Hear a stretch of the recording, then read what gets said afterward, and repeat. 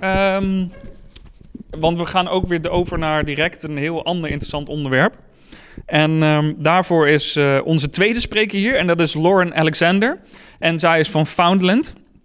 En zij heeft dit samen met haar Syrische collega Ghalia Elsrakbi. Heeft ze Foundland opgericht. En ze werken op dit moment vanuit Amsterdam en vanuit Caïro. En wat zij doen is ze onderzoeken onderbelichte politieke en historische verhalen door middel van kunst, design, video en storytelling. En ze reflecteren op de betekenis van politiek geëngageerd werk maken als niet-westerse kunstenaars in Europa en het Midden-Oosten. En ze hebben een aantal projecten gedaan, en waaronder een korte film. En dat was The New World, episode 1. En die was onder andere te zien hier in Rotterdam. Maar de première daarvan was in het Centre Pompidou in Parijs.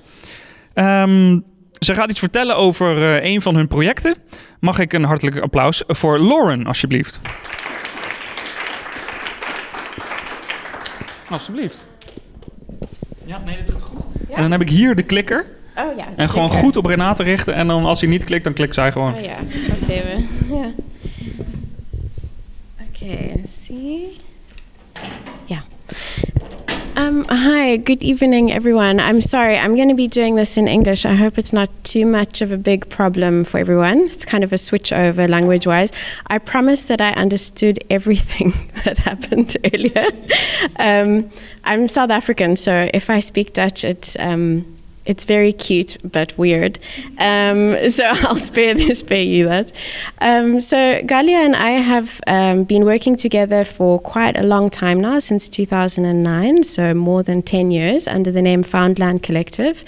This is our website here, foundland.info, and you can see more of our projects there. We have lots and lots of projects that we've been busy working with since all this time working together.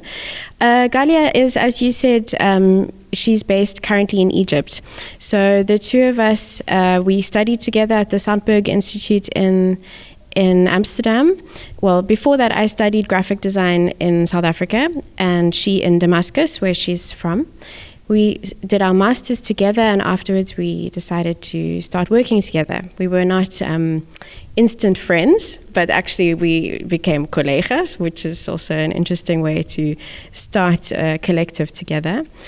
The two of us have always been very interested in a research aspect in our work, and then doing the masters together and developing that, we have done many kind of research-based projects, which is a bit similar to, I guess, how the Pony Express is working as well. We're interested in things like political representation, identity, and how our own identity is formed, living here in the Netherlands, away from where we kind of grew up. Ghalia also came to the Netherlands as a refugee, as an asylum seeker, and that also kind of informed a lot of the things that we worked on after that. Today we teach a lot, maybe too much, to work on our own things. I'm teaching in The Hague at the Royal Academy of Arts, and Ghalia is teaching at the University of Cairo, also at the graphic design department. So I wanted to just show you quickly some of the earlier projects that we worked on, and this is a self-published book, a publication that we made in 2012 called Simba, the Last Prince of Bath Country. And this was really for us a way of kind of collecting and writing about a lot of things we were seeing at this point. You don't see much here. Let me go to the next one. In 2011, the conflict broke out in Syria, as we all know. It's not so much in the news today, so a lot of my students actually don't even know what this is all about anymore. But for us, that was kind of a big deal and also for Ghalia to watch the kind of conflict unfold on social media, being very far away, and also sort of examining for ourselves the role of social media, Facebook, YouTube, in being able to communicate and for citizens to also show some kind of form of political expression online, which previously was not actually possible in Syria for Syrians. They were actually had no access to Facebook and YouTube before the conflict broke out. So this is one of the examples that we collected and wrote about in the publication. This is a collection of images which was taken by citizens, kind of opposition, right? So we have the regime and the opposition.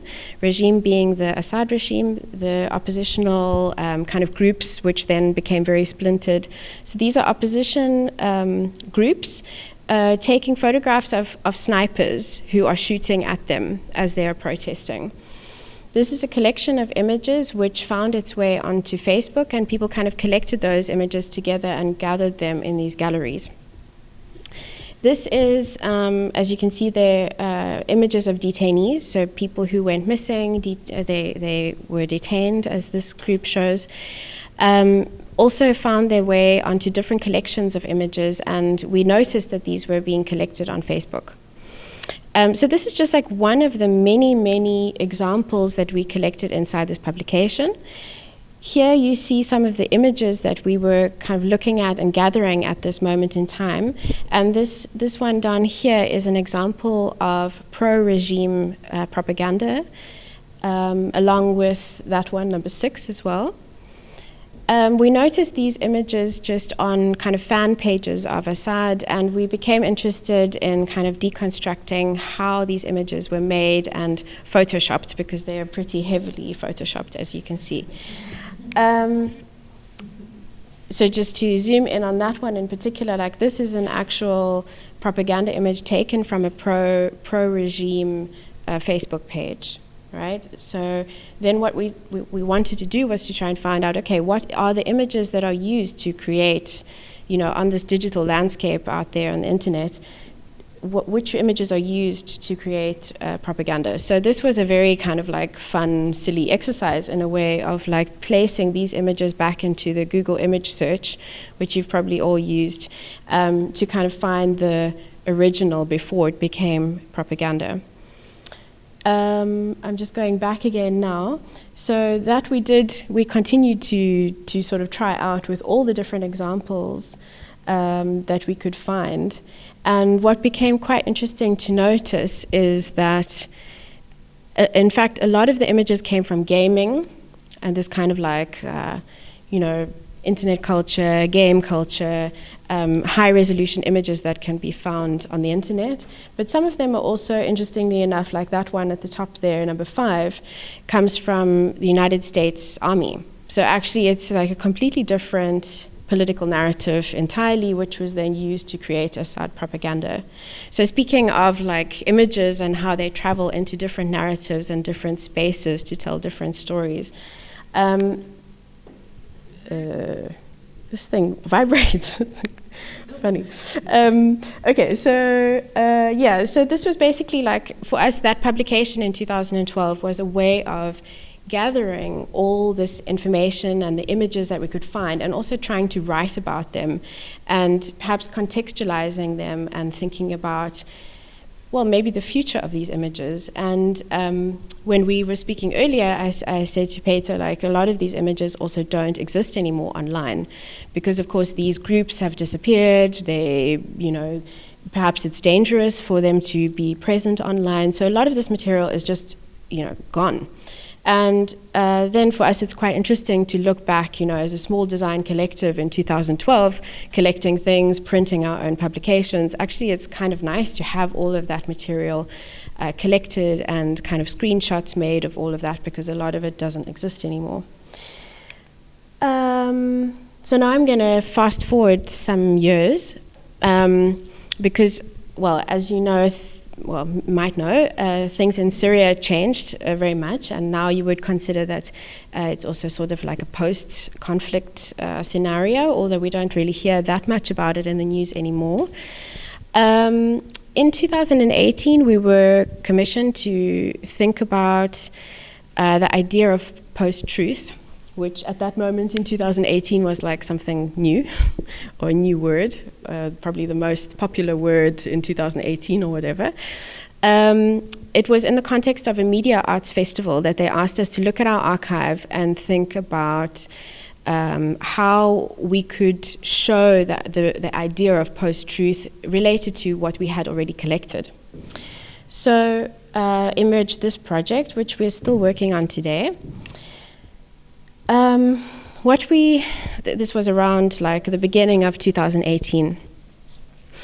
This was a news story which emerged around this moment. So this is April the 8th, 2018. There was a so-called chemical weapons attack, which happened in a small town called Duma. And what we saw on the Western media, this one is from The Guardian, and this article is from CNN. You saw the story emerging, kind of like the news is breaking, news about a chemical weapon attack that happened. So what we also started to notice is that much of the same material was used. Like this video, for example, was appearing throughout all different kinds of Western news, actually narrating the story. Maybe they have different headlines, of course. And, this is sort of like what we saw for a few days, a few weeks maybe. But, this was how the narrative was being portrayed. So that was on the 8th of April, 2018. Then on the 14th of April, there was an emergency UN Security Council meeting where it became evident that all the sort of Western countries were behind the idea of a retaliation attack. So they were convinced, like, this chemical weapons attack, it happened for sure. And all the Western countries were kind of aligned around making some kind of strike back. And then you see Russia and Federation kind of like, they were vetoing the whole situation at that moment.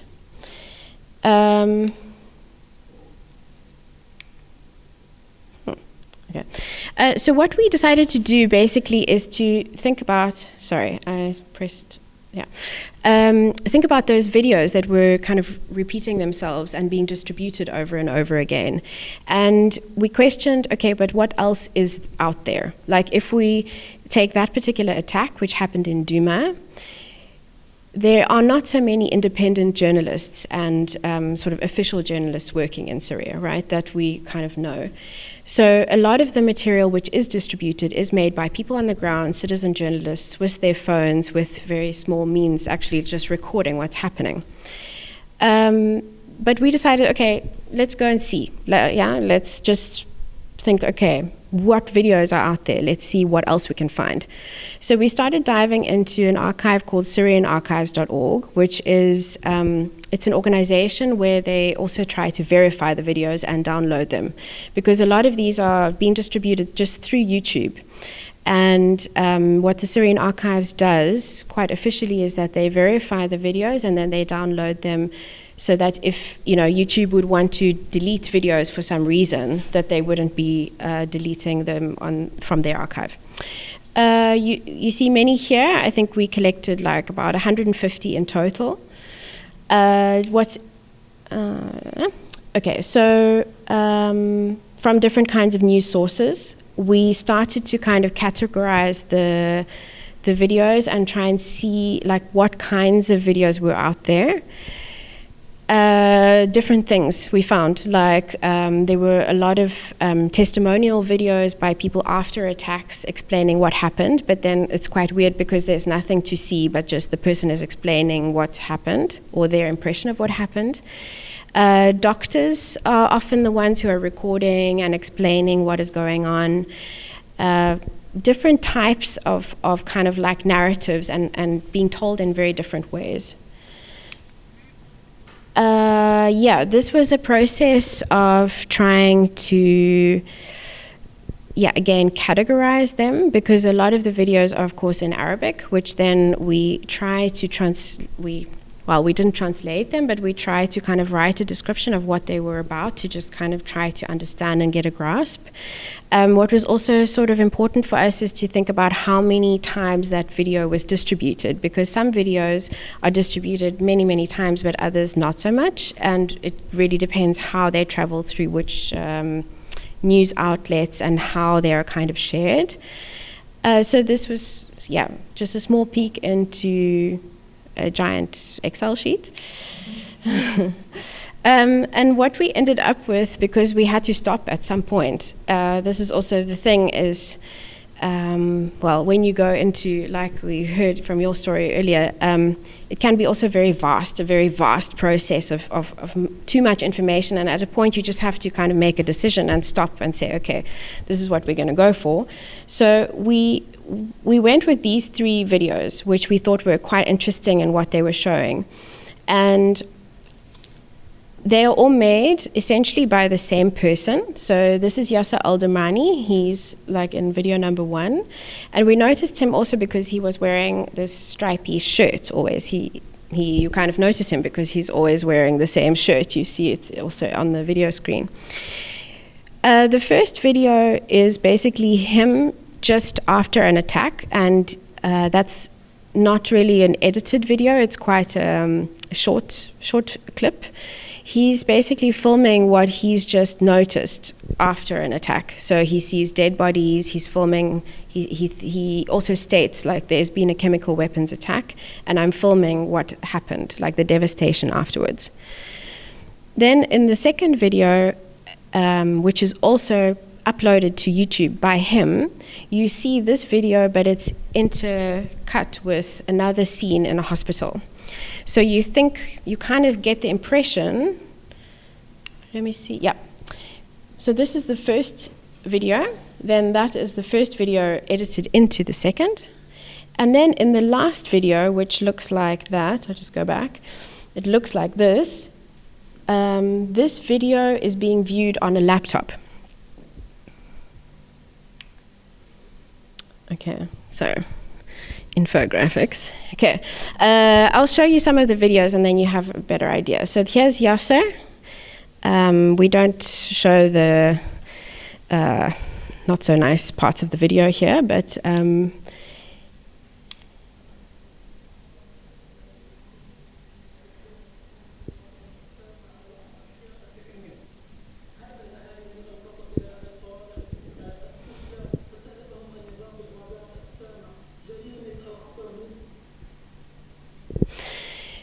yeah, this is just a very short clip to get an idea. But how we kind of like frame this in the video. So this is the video that we made, right? And what we wanted to do is basically show in real time. That's also why it's called real-time history. The video playing. So that's in real time, actually, just how that YouTube clip is playing. And here, the two of us, myself and Ghalia, are discussing what we're seeing in the video. So this is a kind of an empty page for us to, at the same time, translate, but at the same time, interpret what we're seeing. So that's the first video, and then, as I mentioned, that one is kind of intercut with another scene inside a hospital where there's a lot of chaos, and also you can't help kind of like connecting the two scenes, the one of him, and then you think that the hospital is connected. Also, what you see here is people being kind of like watered down with big hoses, and this is also a sign of a chemical weapons attack, because this is one of the things you can do to kind of relieve yourself. Now we go to the third video. So in that one, that's the one with the laptop. First, you have these guys being identified, and they state their name, and they say that they're doctors, and they are doctors who were inside the hospital. So they identified themselves as being part of the video, and then they watch themselves on the video, and basically this is a kind of whole constructed narrative created with that one on the laptop. It's a bit confusing. But they are saying that there is absolutely no chance that this was a chemical weapon attack. They are doctors, they were there, and they say 100% no, it's not. So this is kind of a strategy which we saw more often, especially being used by RT, which is Russia Today. And it's kind of like an interesting way of also spinning the narrative. So taking someone from inside the video and letting them state that that video is false, it kind of puts question to everything, you know, then you don't know what to believe anymore. I think this is a small extract.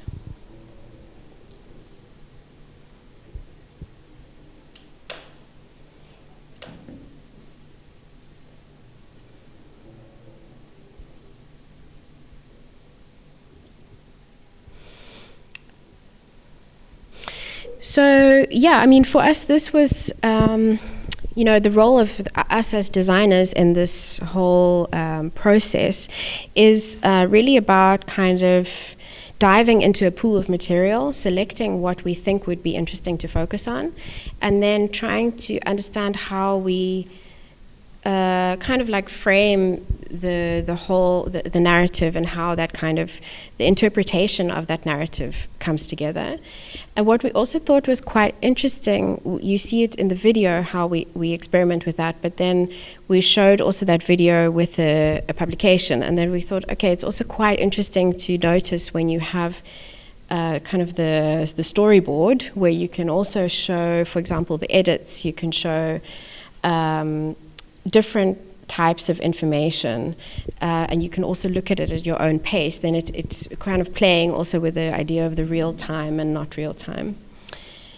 So there's a small publication that goes with the video as well. And then something kind of strange happened. So we were working on this in, what was that, April, that all happened. We were working on it during July and August. And then in July, 6th of July 2018, there was a special kind of convoy who went actually to Duma to experiment on the soil, on the, to do kind of like chemical investigation on the spot. And this is done by the OPCW, which is based in The Hague. So this has actually been in the news lately with the poisoning of the guy from Belarus, that the OPCW also was involved in that. And they are the ones who are the only determining kind of organization that can say whether they can verify, yes, it was chemical weapons or not. And they say it's not chemical weapons. Okay, so this is now, we don't hear about this in the news. But this was the report that came out, that they have kind of investigated, and what they found out is that this could not, or there is no evidence that it was really a chemical weapon attack. So of course this becomes even more confusing, because if you go really to the beginning of the story, you have the Guardian articles, you have CNN, 100% convinced that this is what's going on. You have the United Nations Security Council, sending retaliation attacks on Syria. And this has all happened in April. And now we come to July. Oops, Actually, it's really put to question. And this is still the case, actually. Okay, so just to kind of like fast forward to now, because this past summer we had the opportunity to look back at all of this and to investigate kind of what happened since 2018 when we were working on this. And in fact, the story gets even more complicated, because a lot of the reports which were given out by the OPCW were then also questioned by different kinds of parties. There were leaks, WikiLeaks released some kind of versions of that same document, and it kind of got even more complicated with even more people implicated in the whole story. And a lot of experts as well, kind of academics, got involved to try and verify these things. And so we tried to kind of start to map this all out. What's also something quite good to notice, so here's Yasser al-Damani. These little eyes here, you don't see it so clearly, but these are the eyewitnesses. These thicker lines here are the organizations and the media groups that are based in Syria, but everything else is outside of Syria. So that also gives you an idea that, it's not really locally based. Also, there's also something very difficult about trying to verify everything, is that you suddenly realize everybody, journalists, etc., are all working in exile. So it's very kind of like globally distributed. I mean, I won't go into everything. I think we have some close-ups here. Yeah, so here you see as I mentioned, different groups and the funding of different groups you can also go into. The White Helmets are always a very kind of controversial group. Maybe some of you guys saw a documentary about the White Helmets. They've been a lot also in the news. But yeah, I mean, it's kind of like just to indicate, you know, the parties that are linked just to that one story.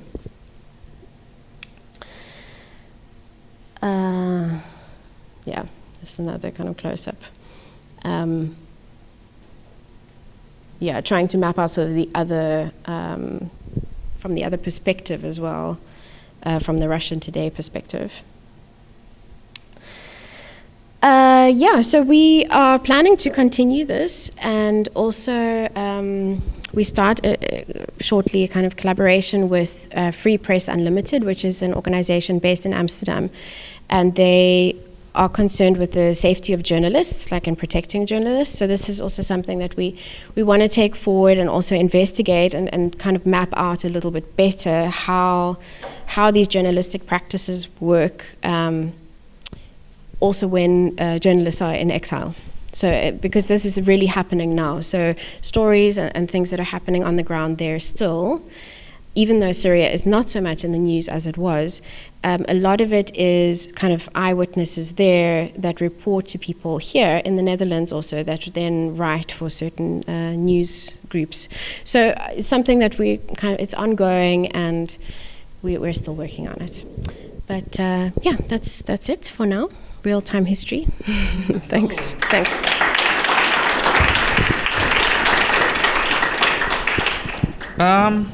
Oké.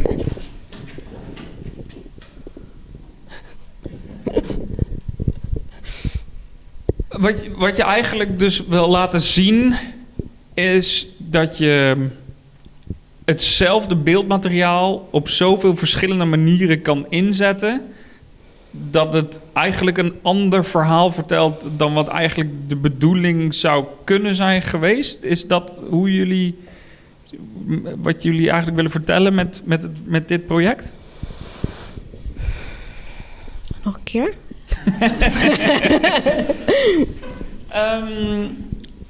Wat uiteindelijk voor jullie is het belangrijk dat je dus laat zien dat je met hetzelfde stukje film andere verhalen kan vertellen. Ja. Ja. Ja. Oké. Ja, natuurlijk. Maar dat is iets... Oh, here we go. I'm going to try, oké. Dat is natuurlijk niet nieuw. Nee. Toch? Je kan het gewoon... That's like 101 cinema classes, probably. Ja. Maar het is meer, hoe werkt dat? Ja. En met RT, Russia Today, is dat eigenlijk heel slim hoe dat werkt. Als je iemand kan... if you can pick somebody out of the video and say, hey, you were there, you have to tell us dat is niet waar. That's actually a really smart way of kind of like spinning the media. Yeah. So I think for us it's really, it's kind of like also a way of looking at the processes and how they work in specifics. So yes, it's about taking one piece of, or thinking about how media is kind of like told from different sides. Different narratives can be constructed. Yeah. But also how exactly does that work, and how is that working in our current situation? And it's also very common now. I mean, you know, misinformation, post-truth, fake news is really part of our everyday lives. Yeah. So. Yeah. Ja, maar denk jij dat wij dan als beeldconsumenten daar kritischer naar zouden moeten kijken? Of is dat überhaupt mogelijk, dat we daar kritischer naar kijken? Wat denken jullie daarvan? Ja, zeker. I think we have to be more critical. But maar is it possible? Yeah, I think it's very difficult to have a clear idea of what's going on. Maar dat is eigenlijk wat je met jullie project destilleer je dus bepaalde elementen die ze gebruiken om diezelfde filmpjes voor een ander doeleinde te gebruiken. En wil je dat eigenlijk laten zien, zodat wij daar misschien in de toekomst ook wat scherper op zijn? Of hebben jullie daar, hebben jullie, wat is het doel voor jullie voor dit project geweest?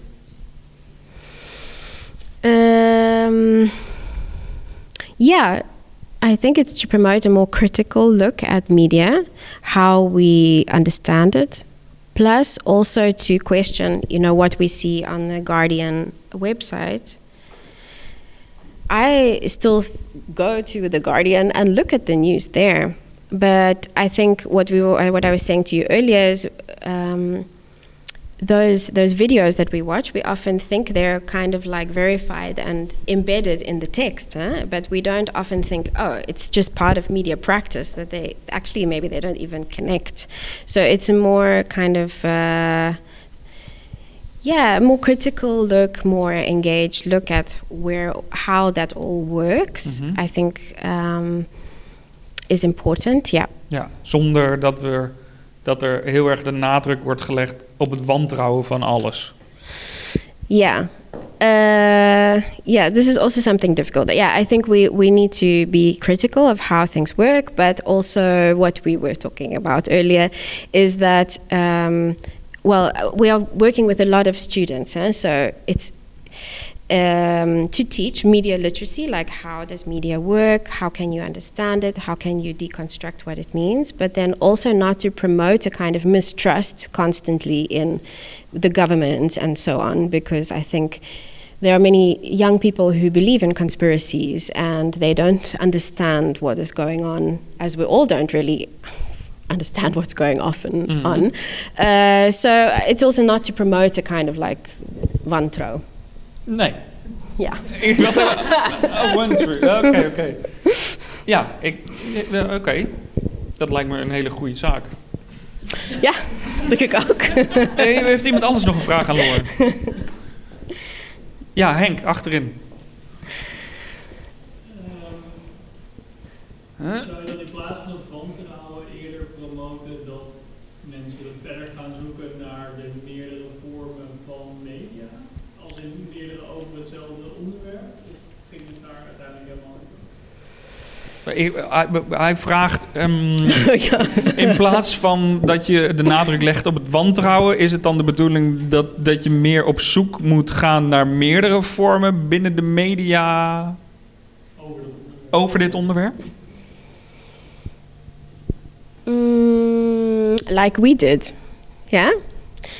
Yeah, sure. Like I think that's a good idea, but it's also like you realize it's quite difficult to do that, because that's also something with these archives, and we also worked on other archival projects before, like more historical archives, that it's sometimes you have a vast amount of material and it's quite challenging to find your way through it.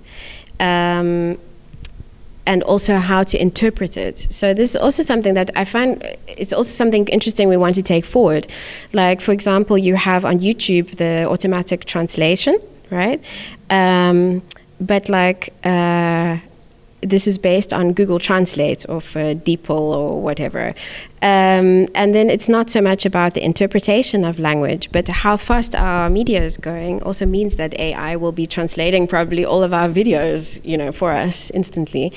So it's also maybe looking at how technology is working together with this, mm-hmm. and also maybe having a critical eye towards that to kind of... maybe a slower look. Maybe it's just looking slower. As in taking time to understand. Yeah. I don't know how you look slow. Wat je tegenwoordig natuurlijk... Wat er een ontwikkeling is aan die deepfakes. Dus je hebt aan de hand van een paar minuten van iemands stemgeluid... kun je hem in principe alles laten zeggen.